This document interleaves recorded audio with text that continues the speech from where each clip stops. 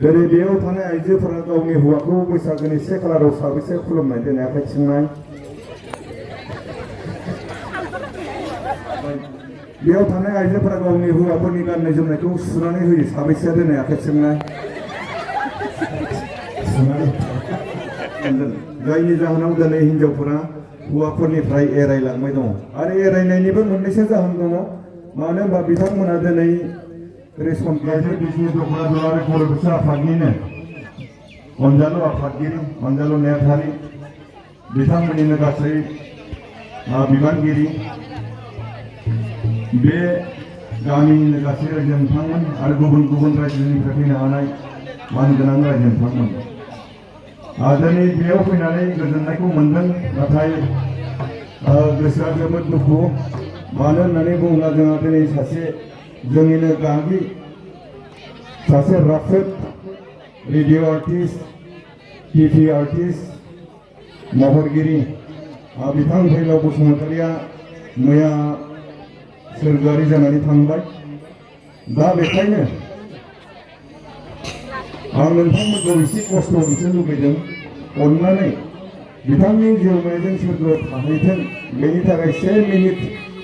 कन्डलेन खालामनो थाखाय आं गासिखौबो खावलायनाय जाहैबाय जाय जेराव दं बेयावनो गसंनानै थाथाव 1 मिनिट जागायबाय बसुमतारिनि बिथांनि जिउमानि गोजोननि थाखाय नोंथांमोनखौ दान्दिसे खस्थ' होबाय बेनि थाखाय आं निमाहा बिबाय दा दिनै नैबे हाबाफारियाव आंखौ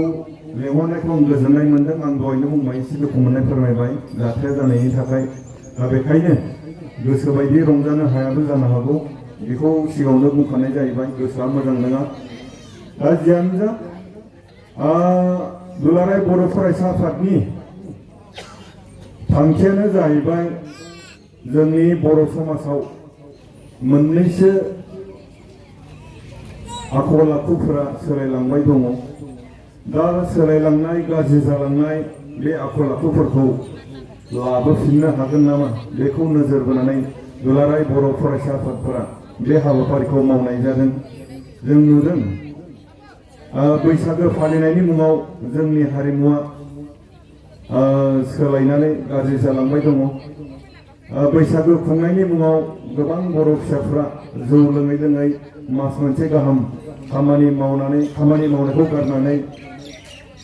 गावनि मावनांगौखौ गारनानै जौजों गफबनानै दङ बेफोरखौ नोजोर बोनानै दुलाराय बर' फरायसा आफादा बे हाबाफारिखौ लानाय जादों आरो बयनिख्रुइबो देरसिन नोजोरानो जाहैबाय जोंनि गेजेराव दिनै उन्दै उन्दै गथ' बा आइजोफ्रा गावनि हौवाखौ खुलुमलिया उन्दै उन्दै गथ'फ्रा गावनि बिमाफोरखौ खुलुमलिया दाना बेफोरखौ गोदानै लाबोफिननो हागोन नामा बे नोजोरखौ होनाय जादों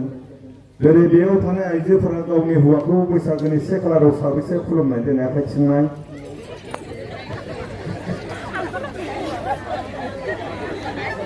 दाना जों दिनै बे हाबाफारिखौ गारथारबाय गारनायनिबो जाहोन थानो हागौ माने आथिखालनि हौवाफोरा अलसियाबो जाबाय जाहोनो लोंनो हाला बे जाहोनो लोंनो हायि हौवाखौलाय सोर खुलुमबाय थानांगौ नंगौना बोथिसे ओंखाम मोजाङै जानो हाया गांसे दख'ना मोजां होनो हाया बेखौलाय सोर खुलुमबाय थानो दा बेखायनो हौवा बिथांमोनाबो एसे नोजोर होनांगोन गावनि हिन्जावजों अनजानोब्ला माबायदि जानांगोन गावनि हिन्जावजों अनजानो थाखाय हिन्जावनो मा होनांगोन संसार जानायाव जोंनो मा नांगोन बेफोरखौ जोंनो हौवाफोराबो गोसो होनांगोन जायनि जाहोनाव दिनै हिन्जावफोरा हौवाफोरनिफ्राय एरायलांबाय दङ आरो एरायनायनिबो मोननैसो जाहोन दङ मानो होनबा बिथांमोना दिनै रेशन कार्डनि बिगोमा रेशन कार्डआबो बिसोरनि आखायावसो दङ संनानै जाग्रा गेसआबो बिथांमोननि आखायावसो दङ अरुणोदयनि गरसे गरनै मोननायाबो हिन्जावफोरनि आखायावसो दङ स्कुटि मोनोब्लाबो हिन्जावफोरासो मोनो दा गासैखौबो मोननायाव दा हिन्जावफोरा आइजोफोरा एसे खर' देरबाय आरो मोननैसो खामानिखौ एसे एरायनानै थाबाय आरो लोगोसेनो अरुणोदयनि रेशन कार्डनि बे आधार कार्ड पान कार्ड हैनो थांनायावनो फैसा गोनां खखाबाव दारि गोनां साफा हौवा गैया बेयावनो गावनि हौवाखौ एसे आनज्रायबाय गावनि हौवाफोरखौ एसे मुगैनाय मोनबाय मोनामनाय मोनबाय बेयाव थानाय आइजोफोरा गावनि हौवाफोरनि गाननाय जोमनायखौ सुनानै होयो साबैसेया दोनै आखाइ सोंनाय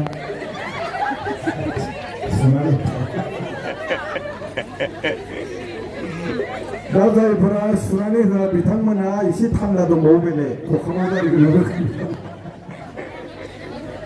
दा बेखायनो एबसुनि नोजोरा बेनो बेफोर गोमालांनाय आन्ज्रायनानै थानाय बेफोरबायदि गाज्रि हुदाफोरखौ सोलायनानै जों मोजाङाव लाबोफिननो हागोन नामा बेखौ नोजोर बोनानैनो दिनै मोनफ्रोमबो आन्सलिक मोनफ्रोमबो डिस्ट्रिक्ट सेन्ट्रेल लेभेलाव बे हाबाफारिखौ लानाय जाबाय दङ दा बेखायनो दिनै बेयाव फैसा गारनानै जों प्रग्राम खालामदों बे फैसा गारनानै प्रग्राम खालामनायाव जेबो लाब जायाखै बेखौ साननाङा दिनै बेयाव थानाय गामिनि मानसिफोरा बेफोरबायदि ज' जानाय नङामोन बोसोरसेनि गेजेराव सोरबाया सोरजोंबा नांलायो सोरबाया सोरखौबा दायना होननानै सानो बिसानिफ्राय बे न'आव थाङा बियो रायलाया दिनै बैसागुआव ज' जानानै खनसे खुलुमनायावनो बेफोरबायदि गाज्रि सानलायनायफ्रा ज' थांबाय दा बेखायनो जोंनो बेफोरबायदि हाबाफारिखौ नांगौ आरो दिनै आंखौ हारिमु बेखेवनो लिंहरदों आंखौ हारिमुनि सासे मानसि हिसाबै दा नोंथांमोननि गामिया जानो हागौ फांसन खुंखायो खोमा गामि हिसाबै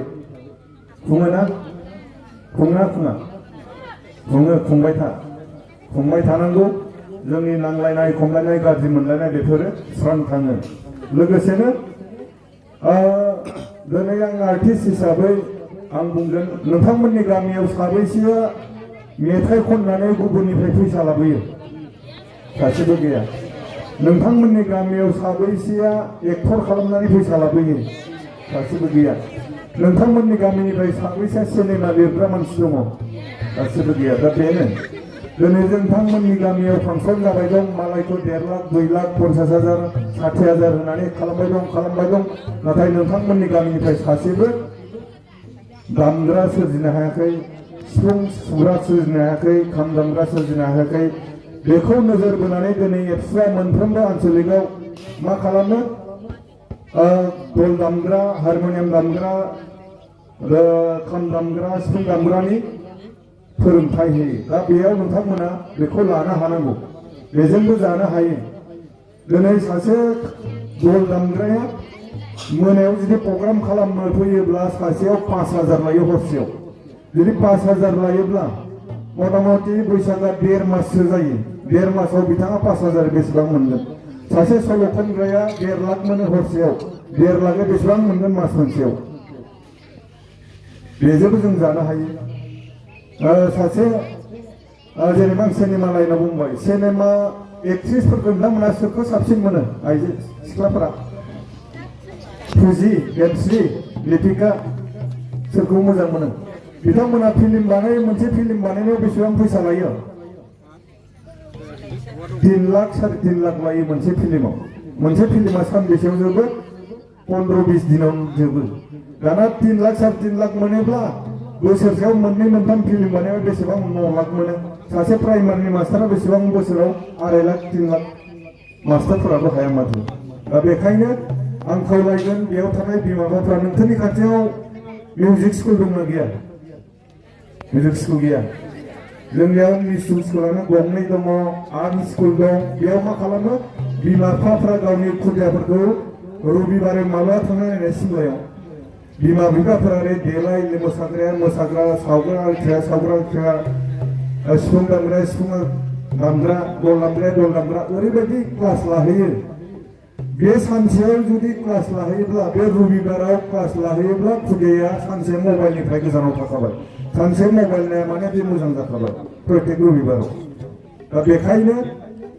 बेयाव मिउजिक स्कुल खालामनो हानाय फोरोंगिरि थानायमोनब्ला नोंसोरमोननि खाथियाव सालबारियाव दङ सालबारियाव थांनो हायो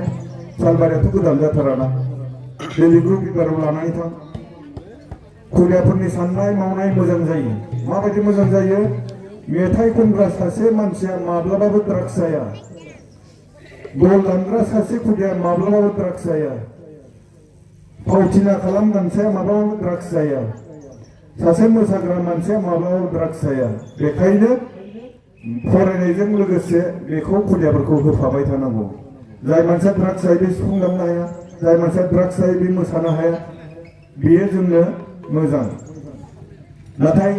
जों नोंथांमोना साननो हागौ मोसाग्राफोरनि एक्टिं खालामग्राफोरनि आखल आखुआ मोजां नङा सानै साथाम हाबा लायो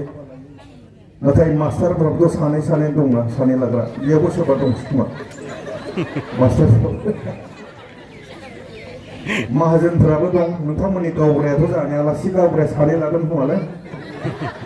गावग्रा लानि बाहागि दंना गैयालै दंमोनलाय लादोंमोन नामा जों बाहागिदार आफाया नोंथांमोननि गामिनिसोमोन जाहानि आफाया बेनि सिखा खनासारानि बिनिफ्रायसो बेयाव थाहैदों गोदो हादान नागिरनानै बर'फ्रा दिनैसिमबो हादान नागिरनायावनो दंबाय दं हादान नागिरनायावनो दंबाय दं जाहा बेजों मा लाब जादों थाखानायखौनो मावनानै जानो नाथाय इसे साफा जाबानो फाननानै लद खारो हादान नागिरहैयो बेयावनो जों जौगानो हायाखै दा जियानो जा बाथ्राखौ बुंफ्लांबाय दा बेखायनो जाय सिख्लाफोरा एसे महर गोसा फरायनायाव मोजां नाथाय एक्टर एक्ट्रिस जानोबाबो ग्रेजुवेट जाथारनांगोन MA पास खालामनांगोन अब्लासो जागोन नाथाय फां फुं ओरैनो बिदि जानाय नङा दा जियानो जा दिनै बे रंजानाय थिलियाव आंखौ दिनै बेखेवनो लिंहरनाय हिसाबै गोबां बाथ्रा बुङालासिनो बोथोरा मोजां नङा दिनै नैबे हाबाफारिखौ बेखेवनानै होबाय होननानै फोसावबाय लोगोसेनो दसे रंजानानै बिनिफ्राय बिदाय लानोसै रंजानायनि गोसो गैयामोन अब्लाबो फैथारबाय हिसाबै गोजाननिफ्राय खोन्थानाय हिसाबै दिनै खनसे रंजानानै बिदाय लानोसै एसेयावनो बेखेवना होनानै फोसावनाय जाहैबाय गोजोन्थों